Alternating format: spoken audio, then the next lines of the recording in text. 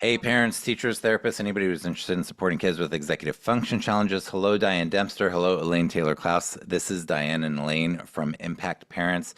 And I want to ask you, when a parent comes to you and they say, Diane, Elaine, I keep hearing about this executive function thing. I don't get it. What the heck is executive function? How might you respond to that parent? The very first thing we ever wrote, Seth, was what the heck is executive function and why should you care? Because it took us a while to Really? understand. Yeah. Yes, for real. Because That's we my we were life. we were both in this, well, we're going back almost 15 years, but we kept hearing the term being used, but we didn't know what it meant.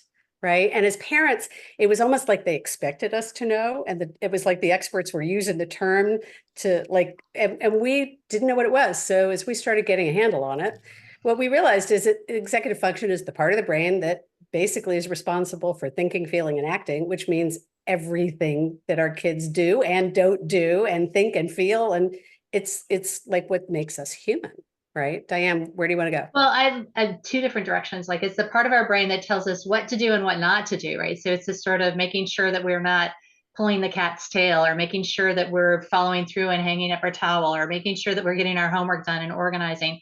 If the brain was an orchestra, I love this analogy. If the brain was an orchestra, the executive function would be the director. It's the one that makes sure that the violins come in and the cello, it's like this sort of making sure that everything happens from a thinking, a feeling, and an action perspective.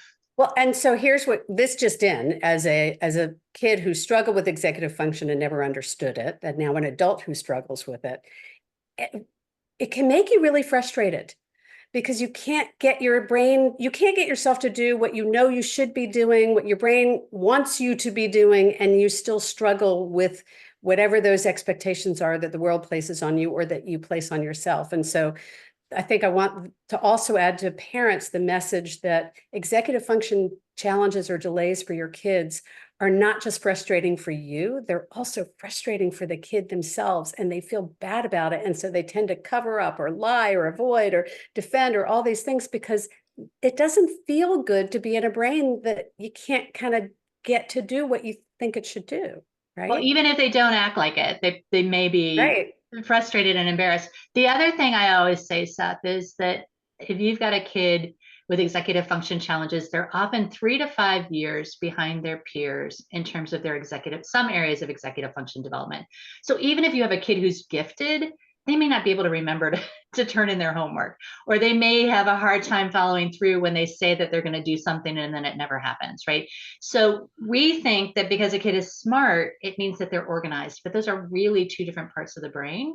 And so those are the things that I tend to tell parents when we ask about executive function.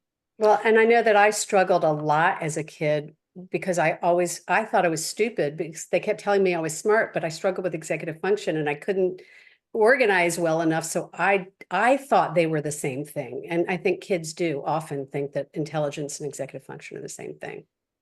So then, as you two have worked with families for a long time and supporting them, and this TEFOS, the Executive Function Online Summit, is about helping parents figure out how to support their kids' executive function. What are we going to learn from you this year at TEFOS?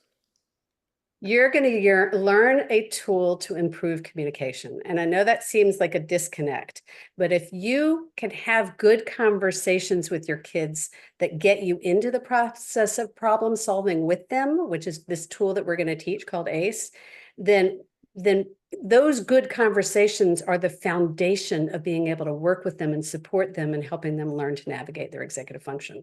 Well, Diane, what and would you one add? of the key things that I hear from parents is this sort of, I have a hard time talking to my kid. They get defensive, they get blamey, they get shut down, or I get overwhelmed and I shut down. And so this is a great tool to really help you navigate those hot moments, those heated moments, and really begin to move from challenge into problem solving and solution. Thank you. And then this is where we're at. If you have not registered, this is where you go, executivefunctionsummit.com. You can register free here and join us for the weekend. You can check out the speakers and the topics and everything. And you can check out, we have an early bird sale, all access pass, and all the things. But you too have a site called impactparents.com.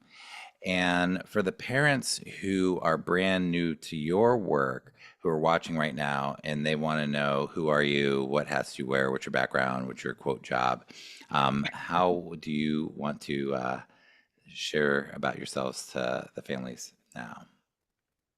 I would say so Diane and I are both parents who are also professional coaches. And when we became coaches, we became much better parents to our complex kids. And what we figured out was that it was not rocket science and it was something we could teach.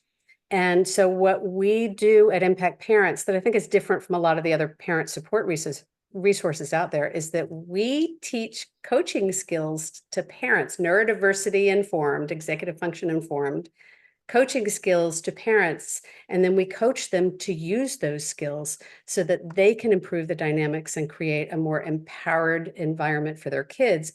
This is about helping parents create, we do all this work to get in accommodations at school. This is about helping parents learn how to create an accommodated environment at home, and we do that through the world of professional coaching. And Diane, anything to add? No, I think you nailed it. All right. Well, thank you both for being here, and thank you parents for being here. If you haven't registered, register. If you like what we're doing, please share it. If this helps you, helps out by getting the word out. It is the best way people find out about us is through word of mouth. But take care, both of you. I will see you later. Thank you, parents. Thanks, everyone. Everybody.